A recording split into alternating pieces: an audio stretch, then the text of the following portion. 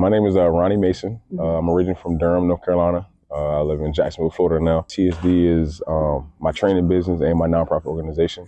Also was the logistics, freight broker side of things for a little bit. But yeah, pleasure. You know, excited. Finally get going. Yeah, definitely. Been integration of schedules, but we made it. We're here. Yes. Which actually flows very well into the next question of how did we meet? Class pass, yeah. Yes. So class pass was how we met, and that's how I met. We're here is she didn't die the first session. Yeah. It was a personal training session. Learned a little bit about herself and and how I train athletes is my background. But at the end of the day, I believe in helping people get to a better place, spiritually, physically, mentally. It's just one of those things. And personal training, just like barbers and all that stuff, it's a therapy session. So, being able to get that out is good. Yes. And I'm not an athlete, so that's probably part of the problem. You were training me like one and I'm not. Hey, fluidity. You got to be a fluid person, which means you have to be able to move like a certain person. And if you can move like an athlete, boy, we're good for life. Yes. And we are actually in one of your other gym facilities right now. Yes. We met at the other one. So I believe that love looks like something tangible. So what is the most powerful act of love that you've ever witnessed, and how did it challenge you to love differently or more deeply? I mean, I think sacrifice is the deepest. I think that's the best way that I can define what love is for me, because the things that, either my parents had to give up or the time they had to get a second job to make sure they had enough for all of us. I'm the oldest of four, but technically five, but my sister's on my dad's side. But at the end of the day, those sacrifices that you have to make as a parent, I do them daily. My sons, sometimes they're like, "Dad, are you done training yet?" But then I'm like, "Ain't you gonna be hungry later?" And so those sacrifices, it's sweat equity. I think my grandma sacrificed a lot for our whole family. When my mom needed a place to stay with her husband at a time while the house was getting built. My uncle was going through something where his house was being built. Everybody could come back to my grandma. So she never said no. She never turned anybody away. It was a sacrifice. The sacrifices, I think, are the greatest love. And I think even as an athlete, you have to sacrifice free time for ground time, for practice, for meetings. Like you have to sacrifice something to get the butter from the duck. Like it's a lot that comes with it. So sacrifice, I think, is the greatest act of love to me. I love that. I'm also I've never heard get butter from a duck before. Yeah, I feel like getting the butter from the duck is like, think about butter is yellow, right? And just imagine, I don't know if you ever heard the phrase, "I beat the black off your." Yes. Yeah, so just imagine getting the butter from the duck, the yellow from the duck. Same thing. It sweated it all out and looked like butter. I've not heard this. Yeah. I feel like is that from the Carolinas? No, it might be, but I also hear it's a coaching thing. I think it's a coaching thing. Like, man, we got the butter from the duck today, boy. Yeah, we did. Like, it's a blue collar. I would say blue collar. I ain't even gonna say coaching. I'm gonna say blue collar. Okay. Like, they got the butter. Like, it might be a country thing. You never know. It might be a Carolina thing. Carolina, Georgia, and blue collar. I'm gonna stick with blue collar. Anybody that's willing to go out there and sweat your butt off to get what you need, hey, got the butter from the duck today, boy. I'm ready to go to bed. That's a thing. Oh my gosh. Okay, well, back to sacrifice. I love that, and I do think seeing sacrifice, like watching someone sacrifice to give someone else a better life, experiencing that, and now as a father doing that for your own boys. 100%. I think that is one of the greatest forms of love, because it really does require you to push yourself to be better. If you have to really prioritize in a way that just really puts others first. And it really makes you put your money where your mouth is in terms of like those that you love Yeah. and are trying to take care of. And it sounds like your grandmother, is this the same grandmother that called last night? Yes. Yeah. That's my baby. That's my baby. I can 100% say that. Yeah, that's my baby right there. Yeah. You know, from prayer warrior to everything. Like I said, the sacrifice that lady has made, it unprecedented. I can't even imagine to put a cost on it. You know, even from the love of football.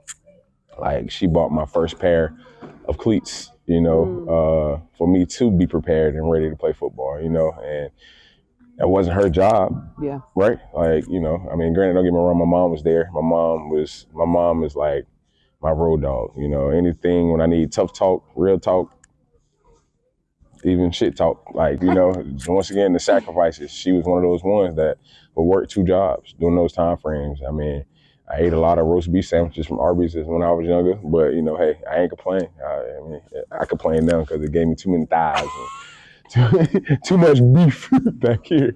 But, you know, I'm truly grateful for her, too, because her work ethic, you know, gave a lot. You know, it helped out a lot. You know, so, yeah. Well, and it also, just knowing you, it seems like that work ethic is the work ethic that built the man that we all see now, right? Like, because you have that similar drive and work ethic. Yeah. So Oh, yeah. I think it's that like you're reaping in your life what was sown into you. Oh, yeah, 100%. So that's awesome. What was your biggest fail or learning experience from love, and what did you learn from it? You know, it's weird. So like I'm in this spirit of divorce, still healing from it.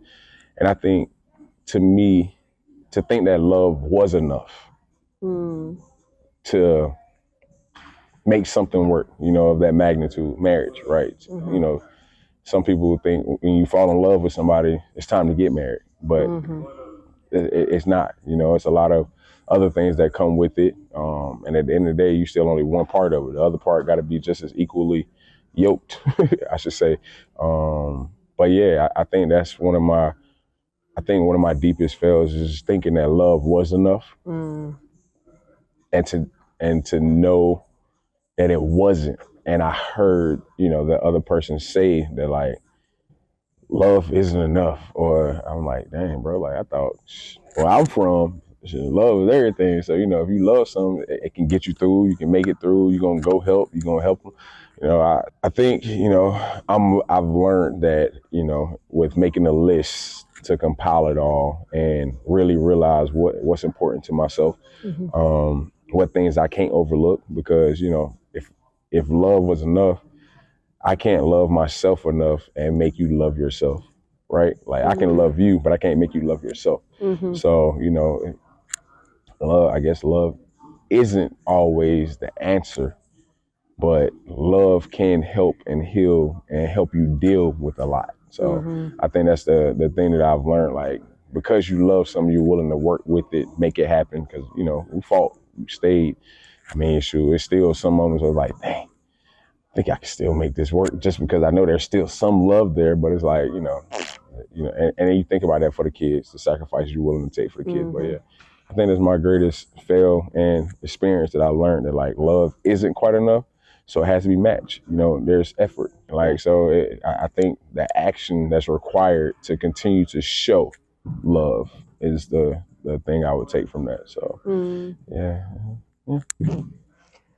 So I'm intrigued to know how that changed you in terms of what will you be looking for going forward. Like if your new perspective is that love isn't enough, what should love be paired with from your new lens? The phrase equally yoked comes to mind, and just making sure you're aligning with somebody that's in line with you, right? That stride, you know, like if I'm running a race, I hope you're running the same race. If I'm passionate about this, I hope you love that. You know, if you're passionate about this, I hope I can support that. Like, it really has a lot to do with, as soon as you go here, I have to get here. If you go here, I need to meet you there. If you're trying to do this, let's do this together, right? It's a wanting to be that thing that somebody can fall on. You know, I say it to a lot of my friends, but like, you know, and I don't say it in a bad way, but I like the next woman gonna have to win me too, because you know, like it is the man's job to pursue a wife, right? But I don't think you have to put your guard down or change what you're passionate about to meet somebody, right? Like if I'm passionate about business, I would hope that this woman understands what comes with me being passionate about business, right? Like I'm gonna be busy, I'm gonna have time, so like I would have to find somebody that's either okay with that or just as busy. Yeah. Because she loves business, you know, she's thriving as well. And once we get to the top together, high five and let's freaking ride this thing out to the wheels fall off. So yeah, I think it comes down with my list for one. Not ignoring red flags. I think a lot of people in this life, we want to find love so much, but you ignore the things that deal breakers. You know, like ain't no freaking way I'm putting up with this mess. Why? Because pretty, beautiful, tall, handsome, whatever, you know what I'm saying? Like whatever it looks like for a man or a woman, but it's just like, you know, I don't think we should continue to sacrifice what means the most to us because we thought love was going to be enough. Yeah. And when it gets tough, love ain't going to do it. So, yeah. Well, that's interesting. And I think that now, this is just me now being curious, because I do wonder how much of that still does fall under the category of like being love, right? Like not ignoring red flags, being equally yoked, a lot of things that you mentioned, like that to me is still the same thing. You know, when I was going through my separation with my ex, I had this conversation with a couple that helped people work through their marriage problems and try and like solve or save their marriage. Yeah. And I remember I talked to them. I was separated from my ex, so I was just talking to them alone at the time. And I talked to them together, and the husband said to me that marriage is the only institution where you can get a license without proving that you know how to operate it. Oh, God, dog. Yeah, that's real. That's real. That's always stuck with me. And on top of that, he was like, it's the only institution where you can maintain a license without ever doing any continued education. Because if you think about it, any other license you have to continually educate yourself and improve. Or renew. And and prove that you're keeping up with the advancements. Exactly. Exactly. And like that hit me so hard in that moment, but it's always stuck on me because I think that we do think in our naivete that love will be enough, but I think we also just don't know enough about people. And I think most of us honestly just haven't seen good, healthy examples of what it looks like. So I think on some level, the experience that you had is just very unfortunately one of those real ones that a lot of us have because we didn't have good examples growing up. Yeah. We weren't prepared. We didn't even know what it took to, I think most of us say forever, and we have no idea what it looks like to be with someone on the lifeline of forever. 60 years? Like most people have no idea what their plan is for 60 years, much less how they could sustain and elevate a relationship over the course of 60 years. So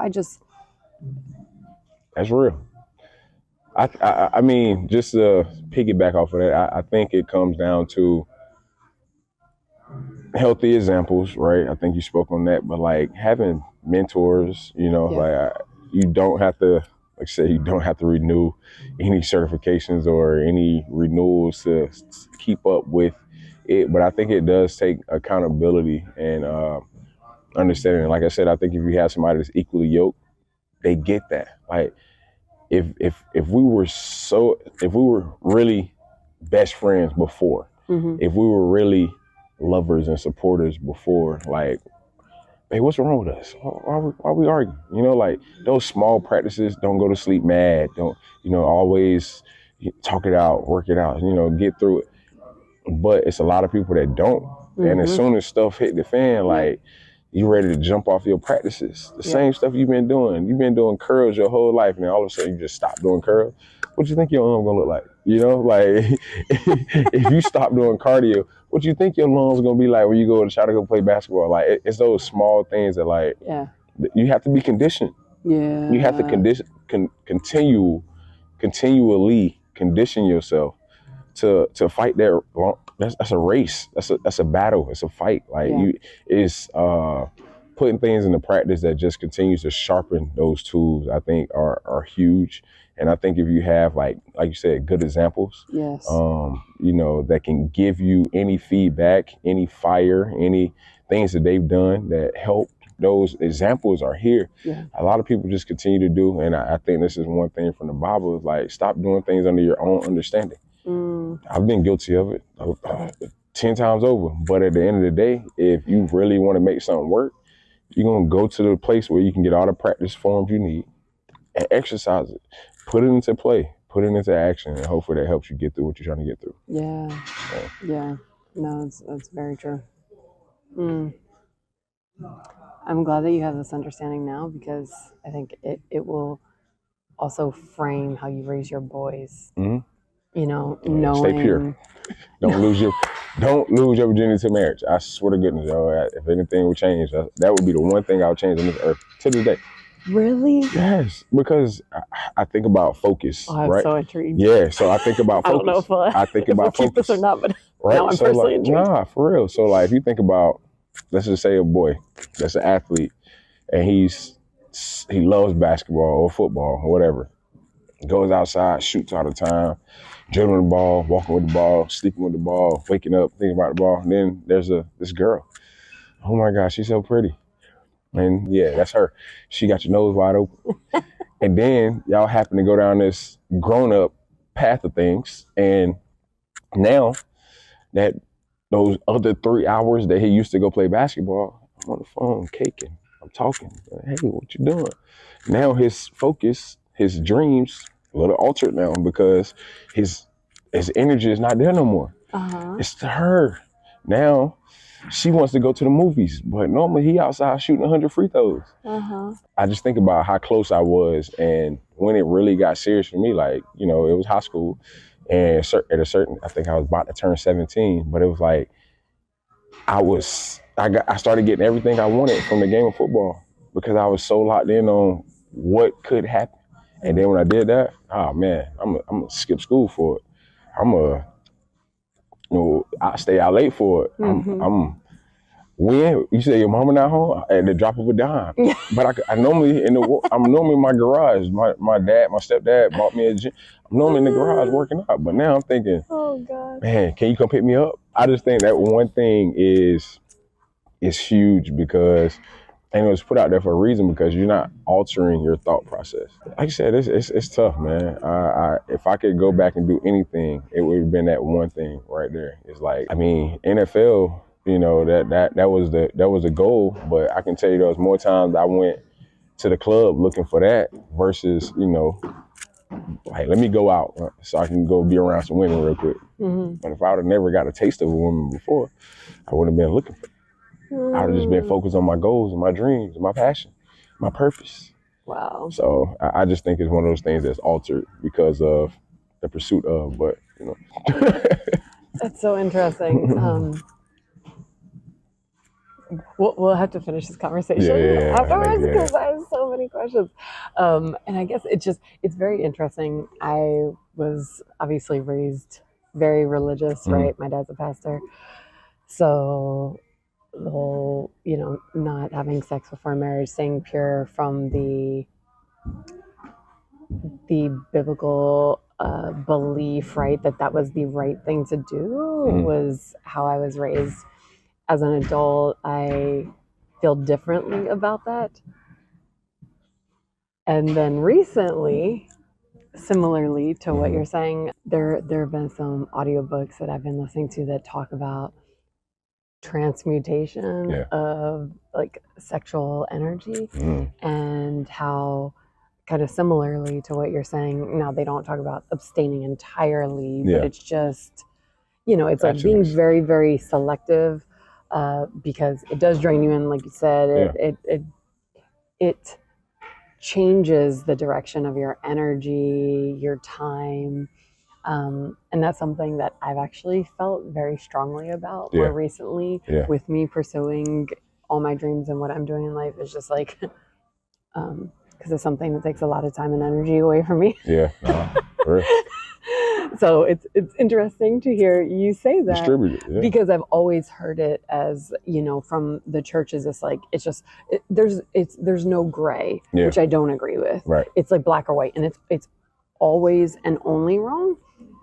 And there's no like in between. We don't have to go into all that, but it's interesting to hear your perspective, and to hear it from that perspective of like, it's kind of it's taking when it's not a good use, I'll say, right? when you're just right, like it's robbing you of things that would be better for you, and you're making unbeknownst to you, especially as a kid, you're making a trade on things that are much better for you. Right. So I think it's interesting to hear you say that, because now I see that, but now I see that as an adult, having lived and being able to make that decision on, I no longer want to trade this thing of lower value for me that is like at the expense of my dreams. So now I get to make that decision very consciously. So it's interesting to hear you say that. For me, it's now I see it as a trade. And what's more valuable to me. Young kids, young boys, save yourself, bro. Save yourself. It's important. Like, for real, save yourself.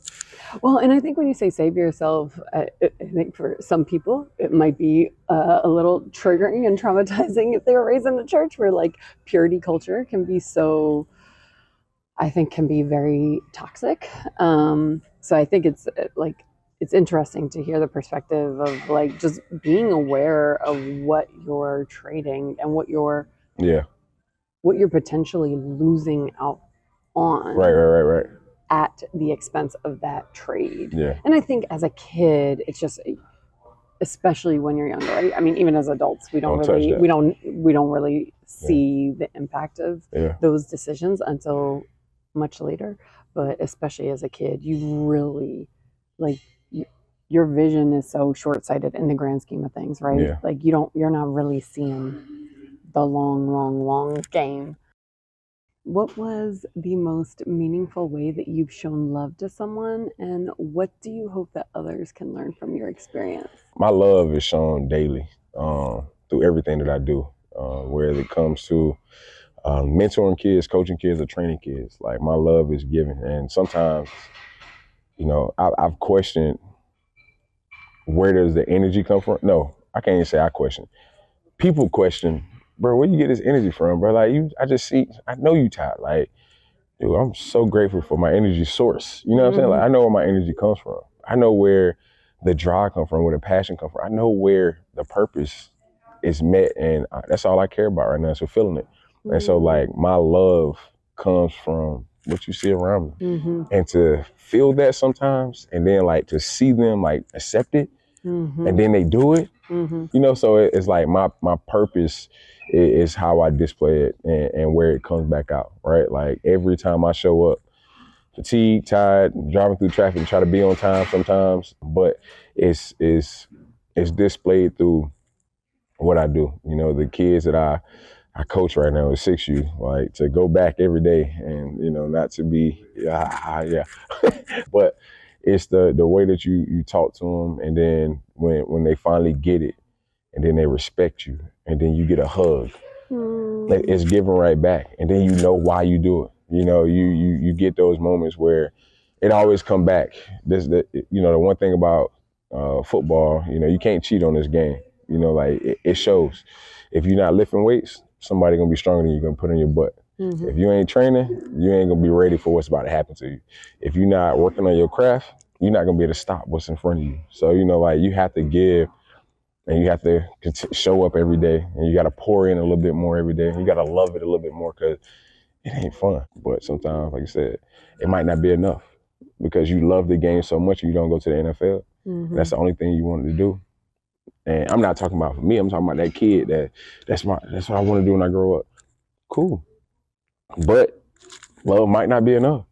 So what were you willing to sacrifice to get there? What was I you like we're willing to bringing this sacrifice? all full circle. What was you willing to sacrifice to get there? Did you do everything you possibly could to get there? Or did you skip some days? Or did you go 50% some days? Like it's gonna show. It's gonna come back. So yeah. That would be was a good full circle. It had to make sense. I love it. I love it. I love it. So then can you maybe share a little bit about why it's so important to you to pour into the kids?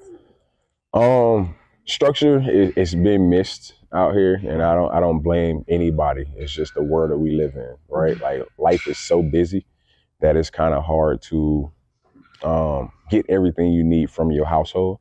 But then sometimes you turn into these things that don't give you structure, it just gives you busy or attention, and you're not learning anything. You're not advancing. You're not trying to be better than somebody else, because at the end of the day, it's going to come down to that.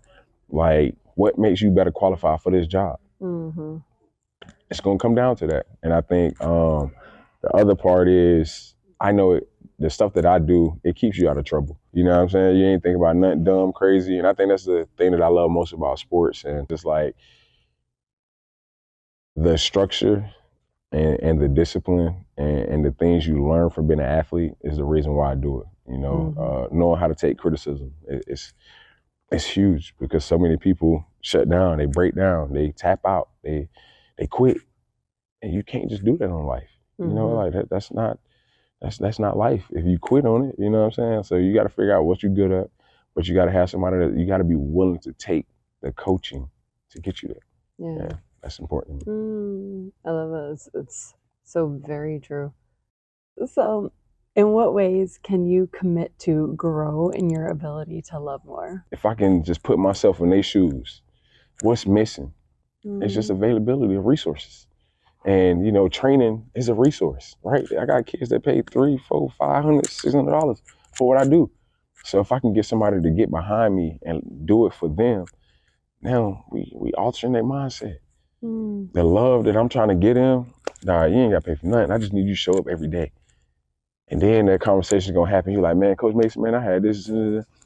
Let me talk to you. Boy, I got you. Come here, let's talk. But I really want to be amongst and continue to put myself in their shoes is the love that I believe in stewarding right now. So like I said, I just want to use myself as to be a vessel and continue to spread the energy and the love and the passion that I have for sports. But now, if I can get out here and be where they are, you know, go to the parks, go to the communities, go to the hood, you know, lack of better words. Let me get out here and really meet these kids where they are, because they might not have a car, they might not have the means. So me looking past that, right? Because I have kids now, and you know, everything, my time away from them is valuable. But if I can get them to even understand, like, yo, y'all gonna demonstrate, and we out here serving a purpose. You know what I'm saying? Get my kids to understand, like, yo, y'all are fortunate, because I didn't even have this. I dang sure couldn't afford what you guys are doing. Y'all playing tackle football at 6. My mama couldn't afford it. So you're already ahead of some of these kids. You know what I'm saying? So like, just letting them know, like, for one, how blessed they are. But now let's continue to use our gifts and our ability and our business to foster love and pour into the communities with the services that we do provide here. And I think that's huge. So that's a whole way of fostering that aspect, and just knowing that he gonna take care of the rest. And you know, I think that's what I would love to do differently. I can't wait to see you do that. Yeah. That's gonna be amazing. I gotta hurry up, boy. I'm getting older, boy. These knees, I don't know if I'm gonna keep being able to demonstrate like the way I do now right now. I show these boys a thing or two real quick, but whew, I don't know about the next 4 years, but got some work to do. It's gonna be great. It's gonna be great. Yes, ma'am. Okay, so last question. I am starting a global love movement. Will you join me? Let's do it. I think it's needed. Let's do it. Yes. Yes. Yay! Thank you so much. No problem. Thank you.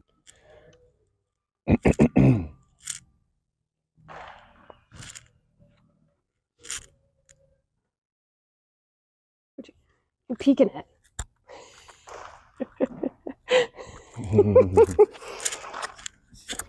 I see 7. I was like, wait, you sent me 5. Something's missing. You ready? Mm-hmm. All right. Am I making eye contact or? It's conversation. Yeah. All right, yeah, cool. for real. Cool. I was never in sports as a kid. That's where I failed. But you did dancing, right? Did you do ballet or something like that? Like, what kind of dancing? No tap dances. No tap dances. As a stripper, not the same. So you didn't do any tap dancing recitals, no recitals, nothing. I didn't do sports growing up. Noted. That might be. I did a like when I was a kid, like I don't know what they call a semester, but I did like a few months of tap dancing, but we were really poor, so I didn't do. I remember you said something about some type of dancing, other than the other dance you talking about, but no, the other dancing. I know you said you did tap somewhere, because you should do like hip hop dance or something, right? Well, that was just... no, like salsa. I mean, I think I might have mentioned like salsa and bachata dancing with my roommate in. I thought we had to say the last dance conversation. Yeah. See. I knew I wanted. Well, no, it was just like but like dancing. You was in a club with it. Yeah, like dancing at mixers. Gotcha. In high school, not like yeah. You was over it. Yeah. Gotcha. You were all right. Yeah, like. Get on the wall, boy. Yeah. Gotcha. Yes, gotcha. Different type of dancing. Gotcha. Not really. I mean, it was cardio. Yeah. But yeah. It used to be hotter than high school parties. Yeah. Yes. Yeah. we was built different. Yeah. Ooh, yeah. Yeah. That's why people got in trouble. Yeah. Lost their virginity. Yep, you knew. Was those dances. Yeah. At the end of the day, I just love to love people. Mm-hmm. I love giving people a chance every day. I don't take those things for granted. So I think that would be what it means to spread love movement. We got to get people to understand the way and the light and what it looks like. I think you know what it look like too. So actually, I know that you know that what it look like because of your upbringing and your dad. So I do know where that comes from. At the end of the day. It is where it comes from. I do believe very differently though now. So I personally do not hold to a lot of the beliefs that I was raised with, based on like when I dug into things. But I do know that is a lot of what my foundation is, and therefore the inspiration for this, but to that point, I mean, I do think that God, in whatever form someone finds that being, like whether or not it's through Christianity, this is just my personal belief, through Hinduism, through Buddhism, through Islam, through whatever, like I think that at the end of the day, if God is love, then that's somehow through people's belief in and relationship with God, like that is what shapes what love looks like to them. That being said, in all religions, God, by whatever that name, yes, is named, or whatever that being is named, looks like love and looks like not love in every religion, to include Christianity, right?